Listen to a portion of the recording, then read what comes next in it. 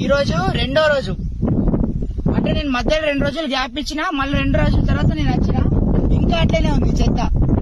ఈ dumping yard అనేది చాలా ఘోరంగా స్ప్రెడ్ అవుతుంది, డైలీ స్ప్రెడ్ అవుతుంది. దీని గురించి పట్టించుకుంటారు.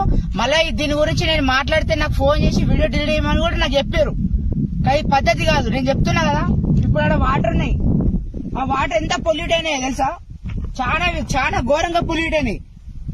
ఇంత పొల్యూట్ అయితే ఎట్లా? ఇప్పుడు ఇక్కడ మొత్తం ఇడికి ఆవులు వస్తాయి, బర్రెలు వస్తాయి, మేకలు వస్తాయి, అందరు ఇడికేస్తారు. ఇప్పుడు ఈ వాటర్ తాగితే, ఈ వాటర్ తాగిన తర్వాత వీటికి రోగాలు రాకుండా ఏమొస్తాయి? ఇప్పుడు వీటికి పెంచేటోళ్ళు ఏడ వాటర్ తాగిపియాల.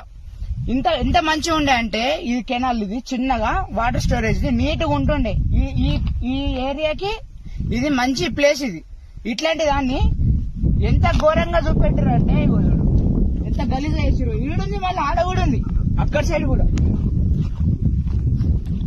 ఇదంతా ఎంత గలీజ్ ఉన్నదంటే చాలా గలీజ్ ఉన్నది. మొత్తం కంపు వాసన వస్తుంది, ఇలా అంత గలీజ్ వాసన వస్తుంది. దీనికి కంపల్సరీ పట్టించుకోవాలా. నేను ప్రతిరోజు వస్తా, ఇది మొత్తం క్లియర్ కావాలా. నేను ప్రతిరోజు వస్తా, ప్రతిరోజు ప్రశ్నిస్తా. 100% నేను గ్రామ పంచాయతీకి ట్యాక్స్ కడుతున్నా కాబట్టి నేను 100% అడుగుతా. ప్రతి ఒక్కళ్ళు, గాంధార్లో ఉన్న ప్రతి ప్రజలు దీని గురించి మాట్లాడాలా.